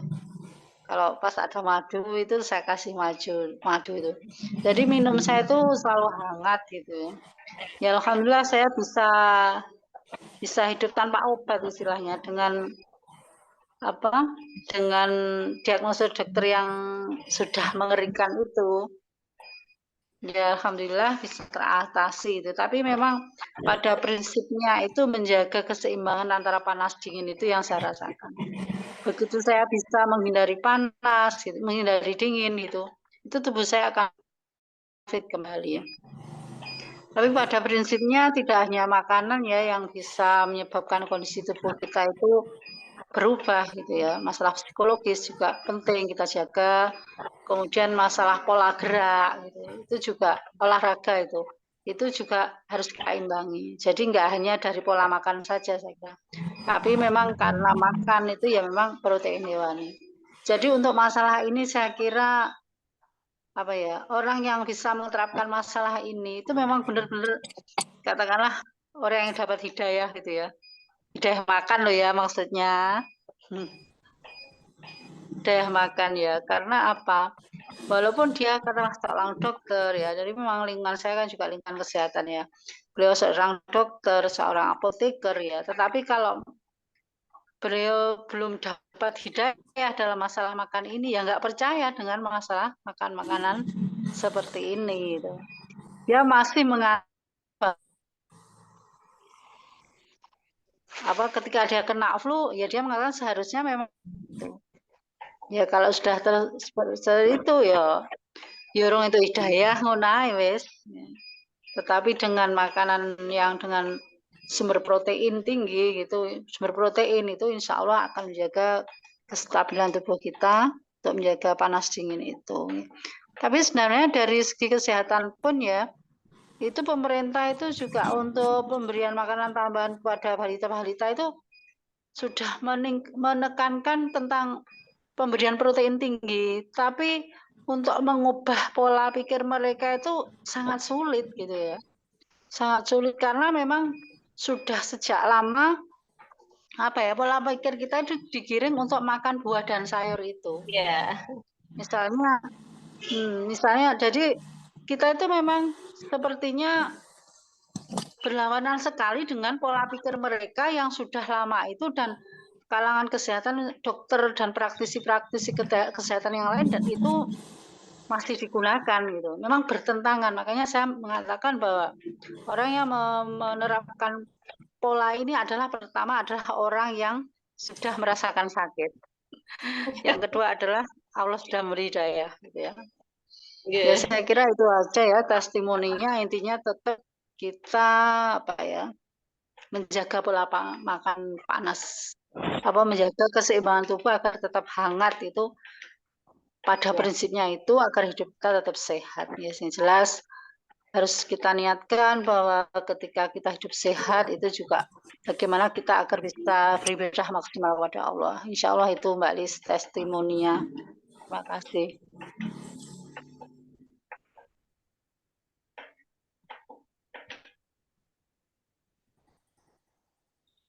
Halo.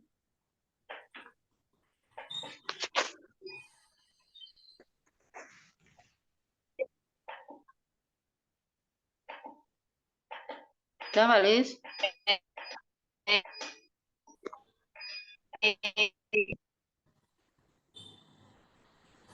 Mbak Rina ini itu yang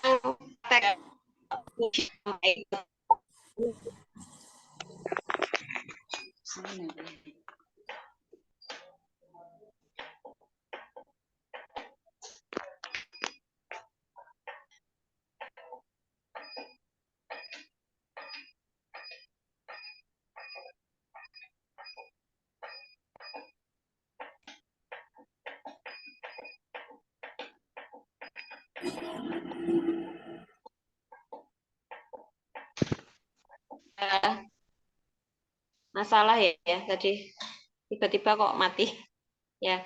Baik, terima kasih. Tadi ada Mbak Rina yang seorang nakes tetapi divonis ada kanker ya, dan alhamdulillah setelah menerapkan pola makan dengan memahami karakter tubuhnya itu menjadi berangsur-angsur lebih baik. Hari ini sudah tidak tergantung obat lagi, meskipun sebenarnya itu kasusnya secara medis belum selesai, tetapi itu sudah membuat beliau sangat lebih baik kondisinya hari ini. Nah, kalau untuk mempraktekkan, menyarankan pola makan dan seterusnya, kayaknya beliau masih kesulitan karena memang lingkungan nakes kan memang masih terdoktrin dengan makanan yang sehat itu adalah buah dan sayur. Ya apa-apa, yang penting minimal itu kita ambil manfaatnya untuk diri sendiri. Baik. Untuk selanjutnya yaitu monggo Mbak Febra, silahkan. Mbak Febra, Assalamualaikum. Sudah bisa on apa belum Mbak Febra? Mbak Febra ini seorang apoteker yang sudah mempraktekkan 4 kaidah ilmu ini untuk para pasiennya. Jadi menarik sekali, apoteker yang punya apotek kemudian merekomendasikan obat-obatan untuk menyelesaikan kasus-kasus yang para pembeli obat di apoteknya dengan menerapkan 4 kaidah ini, dan Masya Allah banyak sekali kasus yang terselesaikan gitu, karena ya memang kesempatan beliau untuk mensyiarkan ilmu ini, semoga menjadi jariah beliau ya. Gimana Mbak Febra, apakah sudah bisa on? Tadi sudah bisa on, tapi mohon maaf kesempatannya belum ada. Atau kita ini kan dulu kepada Mbak Eka yang sudah on ya mikrofonnya, silahkan di-on-kan kameranya juga boleh, tidak juga nggak apa-apa. Silahkan Mbak Eka. Mbak Eka Ratnasari. Oh. Silahkan.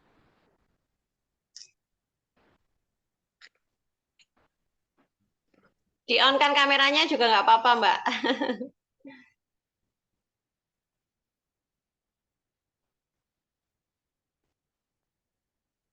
Halo? Oh, Mbak Eka masih trouble. Baik.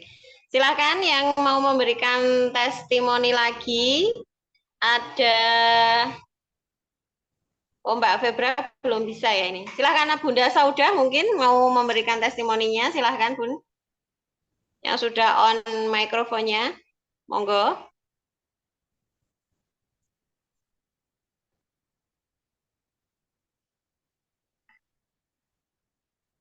Bunda Sauda mau memberikan testimoninya? Nggih. Bunda.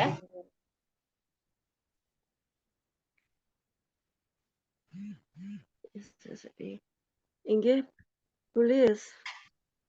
Nggih, monggo Bunda. Entah kok sulit masuk ya. Boten, sudah terdengar kok suaranya. Nggih. Selama ini kurang lebih 1 tahun nggih, Bulis kula menerapkan pola makan untuk yang diperbolehkan untuk yang lembab dingin itu, alhamdulillah walaupun saya juga agak sering ya kadang-kadang melanggar ya, tetapi alhamdulillah kesehatan saya meningkat ya daripada dulu. Dulu sering masuk angin, keringat dingin, badan ini kalau diraba itu dingin sekali begitu. Sekarang sudah tidak. Alhamdulillah. Alhamdulillah. Berarti yang sering dikonsumsi sekarang yang musim begini apa aja Bun? Yang mudah aja? Kalau ini saya kebetulan ya menghindari yang tempe tahu lagi karena asam uratnya itu kadar asam uratnya tinggi. Jadi ya daging ini. Tempe tahu, jamur juga enggak berani. Ya. Terus ya, ikan yang sering ya. Juga. Ikan gurami. Oh, nggih. Boleh Masya ya? Allah ya. Boleh itu. Protein hewani ya, artinya Bunda kan lembab dingin karakter tubuhnya, dan kemudian protein hewani itu biasanya sifatnya lebih hangat, jadi ya monggo aja. Nah, artinya apa? Saat kita mengetahui sindrom tubuh kita atau karakter tubuh kita, misalnya kita berada pada kuadran lembab dingin, maka kita akan makan yang sifatnya jauh lebih hangat. Nah, yang hangat itu sifatnya untuk makanan yang lebih hangat itu biasanya terdapat pada protein hewani. Jadinya kalau sudah tahu sindrom tubuhnya, biasanya makannya justru malah yang enak-enak. Iya. Mau kurang daging apa segala macam nggih, Bun. Iya, tapi kemarin itu saya ya melanggar itu loh makan apa ya tempe tahu, terus juga makan kacang goreng, terus apa itu lagi kacang rebus ya memang pengen gitu loh. Kok tiba-tiba asam uratnya tinggi lagi gitu. Tapi ini sudah enakan kok, sudah enakan lagi ini 1 minggu. Kalau buah masih masuk, Bun? Iya, masih. Apel. Boleh ya? Ya. Jadi kalau musimnya udah begini ya lebih baik diinikan, di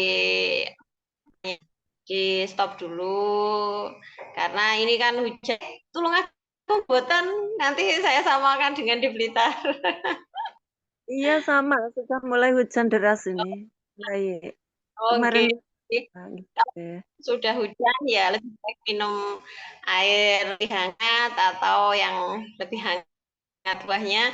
Nanti Bunda kan sudah lembab dingin, terus kemudian masuk apel.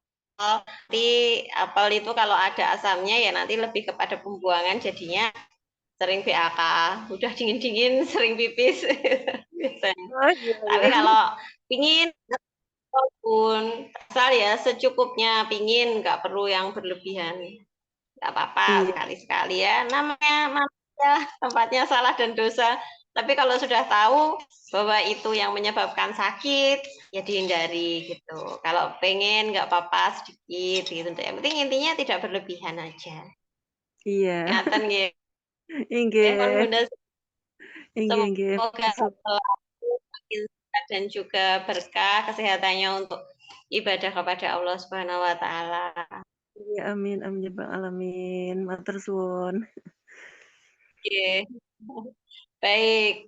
Oh, ini tadi Mbak Febra sebenarnya sudah masuk, tetapi karena kesulitan apa namanya, karena masih baru melahirkan ya, jadi belum bisa bersama kita.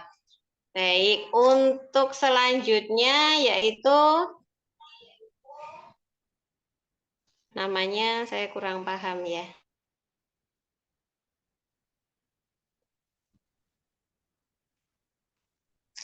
Mungkin ada lagi yang kerso untuk memberikan testimoni yang sudah praktek terhadap aplikasi dari ilmu ini untuk mengaku.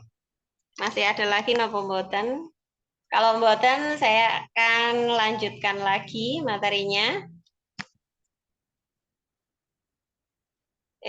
Yang ingin testimoni silahkan di-on-kan kamera, di-on-kan untuk mikrofonnya aja. Tidak apa-apa.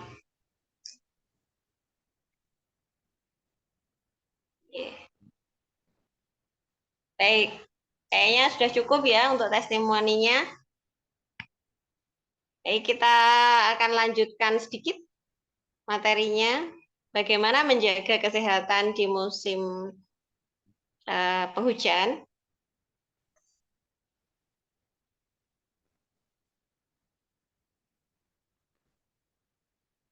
Nah, kenapa tadi juga disinggung oleh Bu Rina bahwasanya yang juga ikut menentukan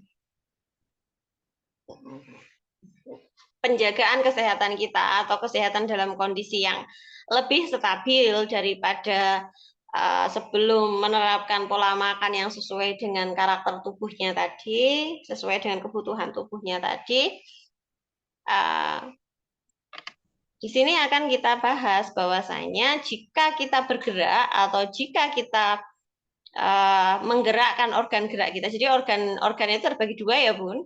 Organ dalam yang kita nggak usah memerintahkannya, dia udah kerja sendiri. Jadi macam jantung, liver dan seterusnya. Kita nggak usah merintahkan, mereka udah kerja sendiri. Kan nggak mungkin gitu lah. Itu kita harus tunggu perintah kita baru dia berdetak itu. Terus kemudian kalau kita ketiduran lupa nggak detakin jantung gitu kan. Jadi Masya Allah, Allah itu menjaga kita sebegitunya, sebegitu detailnya, dan tahu bahwasanya kita itu nggak akan mampu untuk sekedar mendetakkan jantung kita sesuai dengan ritme dan kebutuhan tubuh kita. Nah, kalau organ dalam, insya Allah itu kita akan bahas nanti agak dalam ya. Nah, sekarang kita bahas organ gerak. Keempat organ gerak kita yaitu tangan, kaki, kemudian kepala itu termasuk organ gerak nggak ya? Karena bisa bergerak-gerak gitu. Nah, artinya bisa digerakkan. Nah, organ gerak ini yang paling utama yaitu tangan dan kaki. Kenapa kita harus banyak bergerak, banyak berolahraga? Jadi olahraga itu kan menggerakkan organ gerak kita ya. Nah, kenapa? Satu, karena memang gerak yang kita upayakan itu akan menghasilkan panas di dalam tubuh kita. Itu akan menghangatkan dan memicu jantung kita agar lebih aktif beraktivitas. Jadi dia lebih aktif untuk memompa darah kita. Jadi lebih sehat gitu loh, lebih kuat pompaannya karena energinya yang terpenuhi di sana. Nah, kemudian kenapa kita harus olahraga? Karena di dalam setiap sendi-sendi pergerakan, ruas-ruas sendi kita di organ gerak, itu hampir semuanya terdapat jaringan kelenjar getah bening yang itu sangat berperan untuk meningkatkan imunitas kita gitu. Jadi kalau kita banyak bergerak, banyak mengaktifkan kelenjar-kelenjar getah bening kita, maka imunitas kita pun juga akan otomatis naik gitu. Makanya kenapa olahraga ini tetap perlu. Sebenarnya ini sudah ada, Bun, di dalam alam sekitar kita. Kalau kita mau membaca ayat-ayat Allah ya, itu di dalam alam itu seperti halnya singa, harimau itu yang makannya dia makan daging, makan protein hewani, makan makanan yang bersifat panas. Tetapi bagaimana kok bisa langsing? Macan itu kok perutnya nggak gendut kayak kita?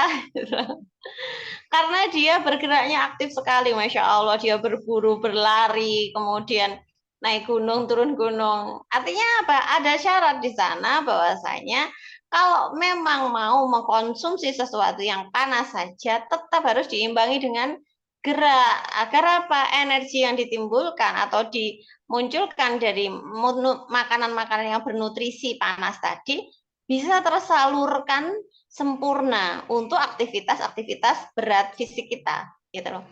Nah, kadang syarat ini yang kemudian tidak mau atau tidak dipenuhi oleh kita. Akhirnya apa? Ya LGBT lagi. Pasangannya enggak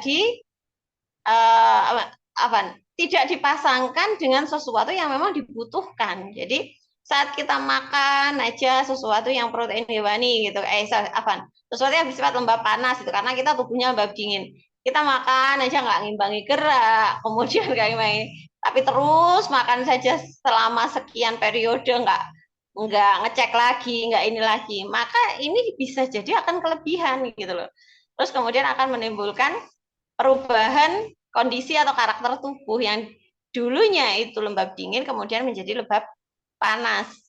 Nah, kalau tidak tersalurkan energinya atau tidak terbuang, ya masalah lagi.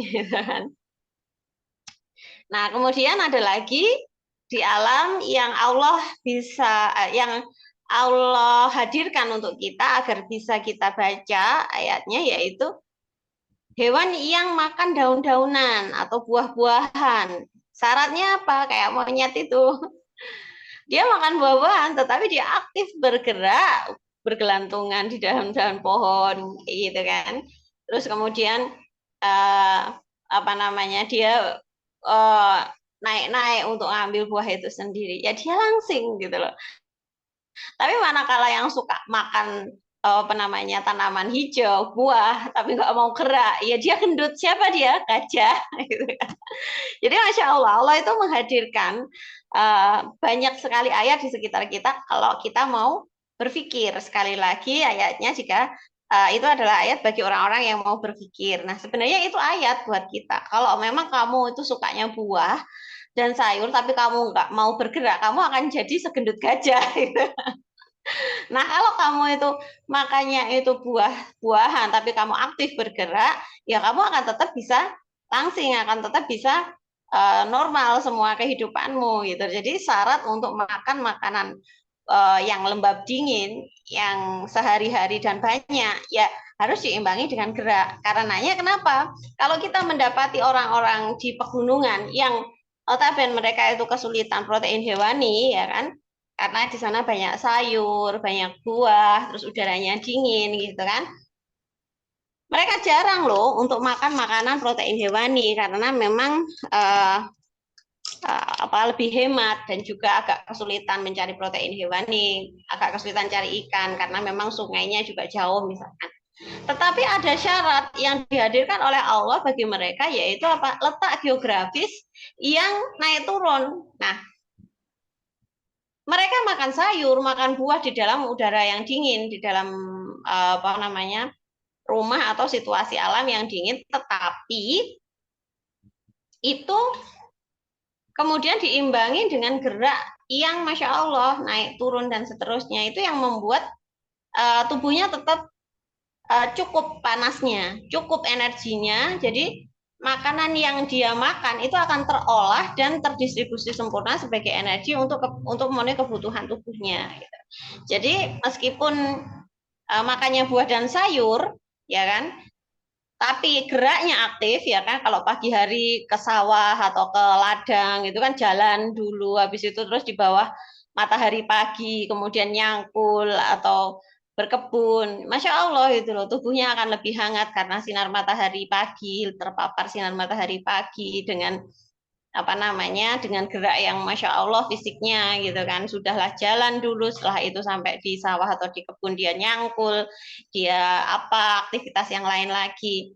Nah itu kemudian membuat mereka menjadi lebih sehat gitu loh. Nah, syarat inilah yang kemudian banyak hilang hari ini. Jadi manusia itu tabiatnya inginnya enak, nggak mau soro, terus kemudian menghilangkan syarat-syarat yang harus dipenuhi.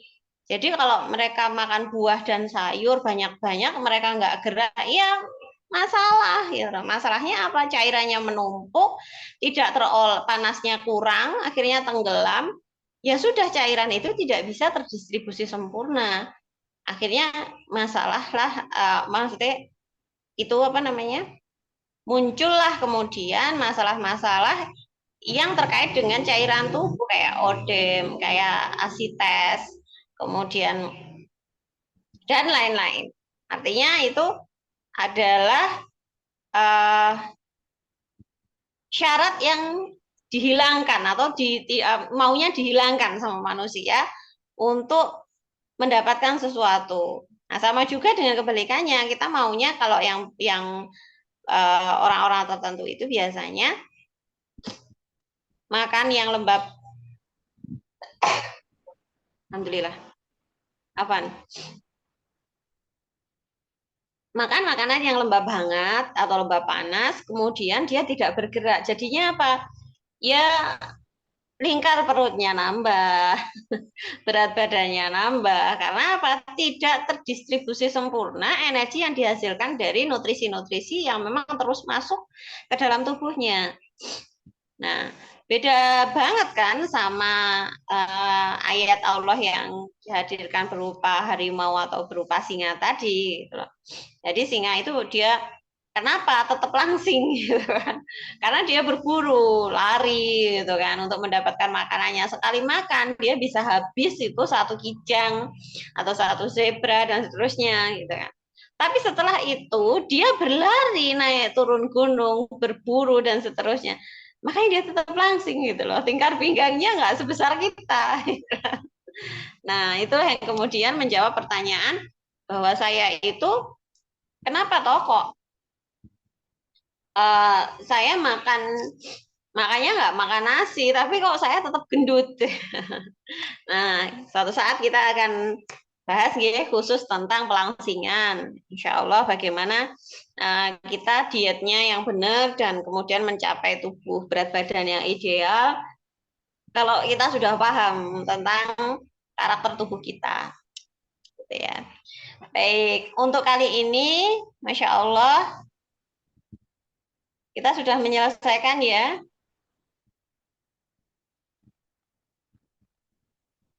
Mungkin ada pertanyaan, Bunda, silahkan. Jika ada pertanyaan, masih ada waktu sekitar, oh iya masih ada waktu, ini masih jam 20.37.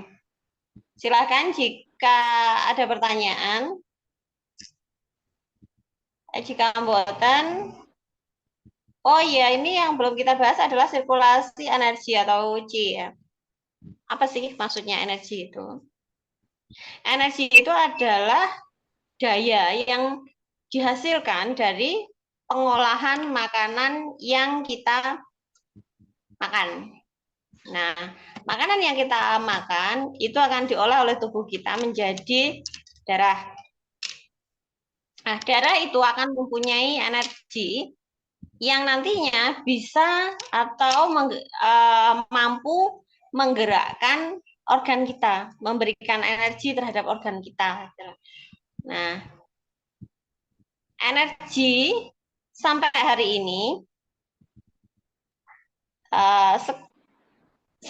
ini tidak terdeteksi oleh alat-alat yang teknologi yang diakui oleh medis barat.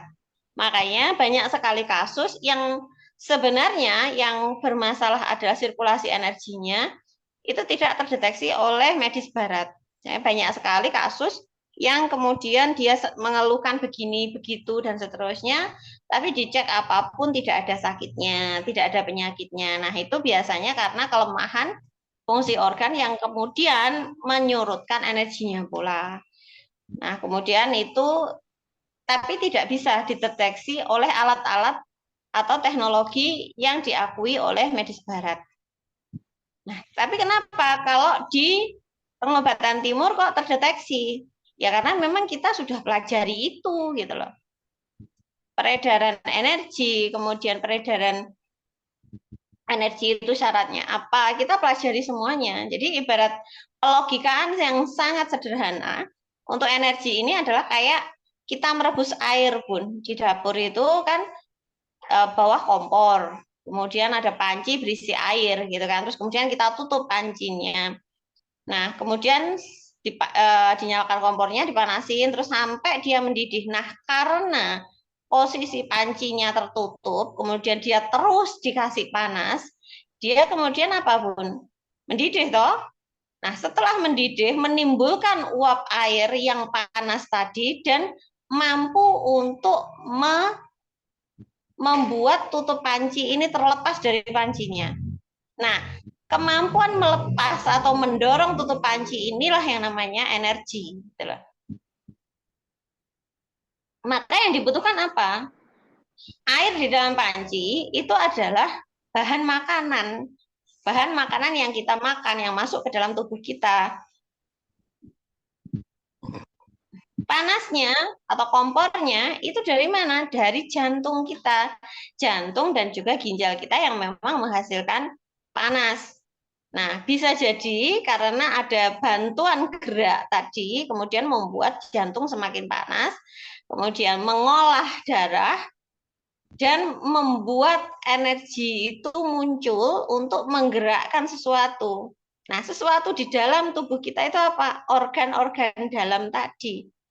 Jadi banyak sekali kasus yang sebenarnya masalahnya itu ada di energi yang tidak terdeteksi oleh medis barat. Contohnya adalah kelemahan fungsi ginjal yang energinya tenggelam karena kekurangan panas. Nah, itu biasanya langsung divonis untuk cuci darah. Padahal sebenarnya itu belum terlalu butuh untuk cuci darah.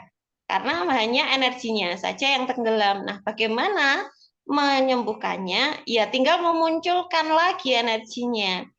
Berarti apa? Makanan atau bahan makanannya yang lembab dingin itu di stop, nggak boleh masuk agar tidak terlalu banyak dingin yang masuk. Kemudian dibantu dengan panas. Panas dari mana? Dari jantungnya. Kalau dia bisa bergerak dan banyak bergerak ya suruh olahraga. Kalau misalkan lambungnya atau pencernaannya itu misalkan bermasalah, ya kita selesaikan dulu. Gitu. Nah, jadi untuk sirkulasi energi ini tetap terkait dengan materi, tetap terkait dengan bahan makanan yang kita ini kan, yang kita konsumsi.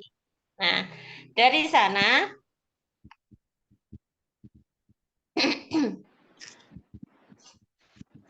Dari sana kita bisa mengambil kesimpulan bahwasanya kalau kita mau tubuh kita berenergi, kita mau melakukan aktivitas yang Masya Allah gitu kan, dan kita membutuhkan energi yang luar biasa, maka jagalah itu 3 hal itu, yaitu apa? Panas tubuh, kemudian bahan pembentuk darah, bahan makanan pembentuk darah, dan sistem cerna yang sehat. Jadi pancinya tadi itu adalah sistem cernanya. Nah, bisa jadi kenapa si air itu tidak mendidih-mendidih? Satu, bisa jadi apinya terlalu kecil, yaitu panas tubuhnya kekurangan. Terus kemudian yang kedua, kok nggak mendidih-mendidih, kenapa ini? Padahal apinya sudah cukup, misal. Ternyata pancinya bocor, gitu kan. Terus kemudian airnya masuk ke api sehingga memadamkan api. Nah, artinya apa? Pencernaan yang bermasalah itu juga bisa memadamkan energi jantung yang notabene itu bisa hampir dominan memanaskan, memberikan energi panas ya ke dalam tubuh kita. Terus kemudian yang selanjutnya kemungkinannya lagi apa? Kenapa kok nggak mendidih gitu loh? Kenapa kok si tutup panci nggak juga apa namanya kelepas atau apa lompat ya dari pancinya? Kenapa ini? Bisa jadi juga airnya kebanyakan. Artinya apa? Bahan makanan yang kita masukkan ke dalam tubuh kita itu terlalu banyak yang bersifat lembab dingin atau banyakkan dinginnya, makanya nggak panas-panas, nggak mendidih-mendidih gitu. Jadi kita harus tahu kenapa lemah letih lesu, kenapa itu terjadi saat apa namanya kita apa namanya kayak kekurangan energi pada waktu kita justru kerja lembur dan seterusnya, kok badan terasa lungkrah, terasa sakit dan seterusnya. Nah itu energi kita melemah gitu. Energi kita sedang down, sedang melemah. Nah, gitu ya. Jadi mungkin itu dulu materi yang kita bahas malam ini. Insya Allah untuk minggu depan kita akan bahas sunatullah yang kedua, yaitu tentang manusia sebagai miniatur alam dan hukum perjalanan alam. Nah, ini lebih asik lagi karena dari sana nanti kita bisa tahu bagaimana jika ada kasus yang sesuai dengan karakter alam. Karena kita kan makhluk bumi nih ya, karakter bumi di dalam komponen bumi ini. Nah, itu nanti kalau jenengan paham tentang ini, insya Allah untuk kasus-kasus tertentu yang ringan-ringan, ya, sekali lagi anggota keluarga kita ada yang sakit, jenengan akan bisa untuk mengambil keputusan agar kasus anggota keluarga jenengan itu tidak perlu dibawa ke rumah sakit, cukup di rumah saja, merawatnya di rumah saja. Nah itu, Masya Allah nanti lebih asik lagi, karena itu juga dengan pelogikaan yang sederhana. Ngaten nggih, insya Allah itu materinya yang untuk minggu depan. Sekali lagi tetap nggih Bun, mohon maaf sekali saya kalau hari Sabtu agak kepontal-pontal Bun. Jadi nggak apa-apa nggih, kita geser untuk hari Ahad. Untuk hari Ahad ini agar itu tadi tidak terlalu terburu-buru. Saya enggak terlalu terburu-buru, terus kemudian materi juga lebih siap. Kalau hari Ahad saya agak longgar. Kita mulai jam 7, terus kemudian kayak tadi mungkin kalau ada yang mau sholat atau nyusul nggak apa-apa. Nah, nanti di akhir sesi begini kita bisa tanya jawab, bisa saling bertanya dan diskusi. Untuk malam ini insya Allah itu dulu. Silahkan jika ada yang mau bertanya untuk di-on-kan mikrofonnya.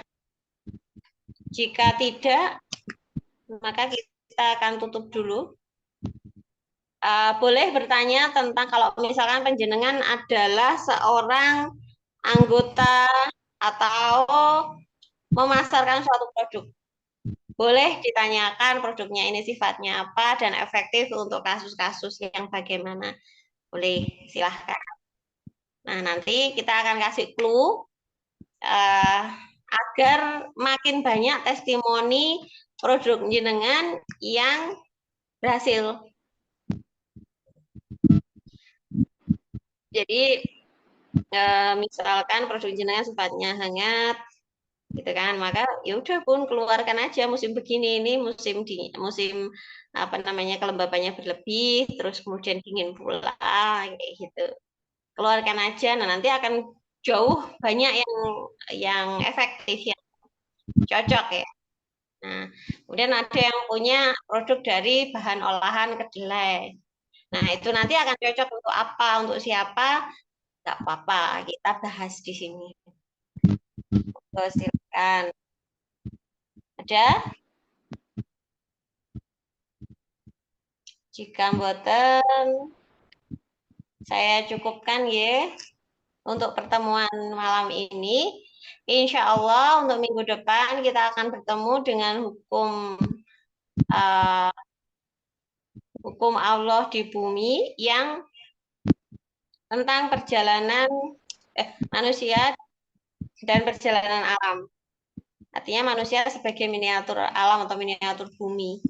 Maka nanti kita akan belajar tentang bagaimana sakit itu terjadi dan bagaimana mengatasinya agar keluarga kita tidak sedikit-sedikit ke rumah sakit, sedikit-sedikit ke dokter, gitu kan. Dan insya Allah sudah dipraktekkan saya teman-teman tadi dan sudah bertahun-tahun, tidak hanya 1 atau 2 hari. Dan seandainya penjenengan baru tahu ilmu ini dan kemudian mau mempraktekannya hari ini, nggak masalah pun. Insya Allah nanti jenengan akan merasakan bagaimana kondisi tubuh jenengan lebih enak atau tidak.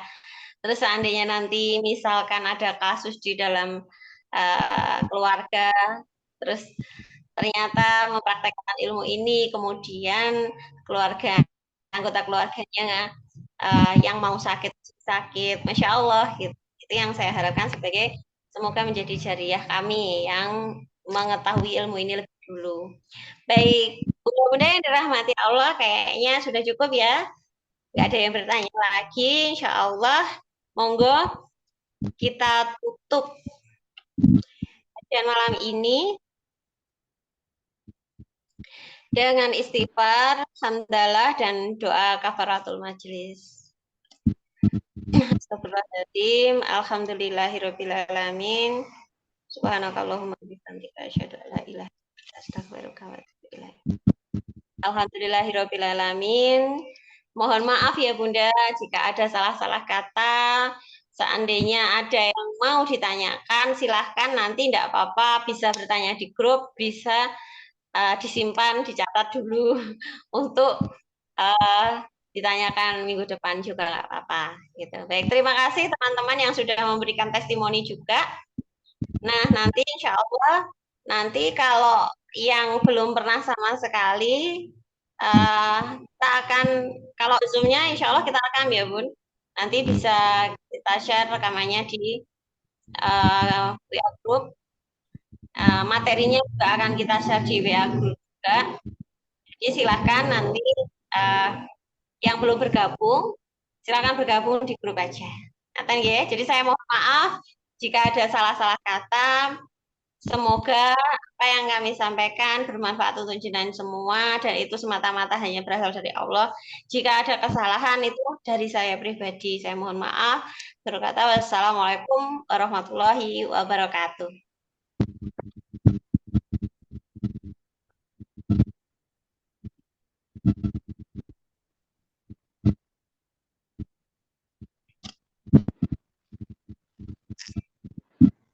Baik, silahkan Bunda kalau mau keluar, kita akan akhiri Zoom-nya ya.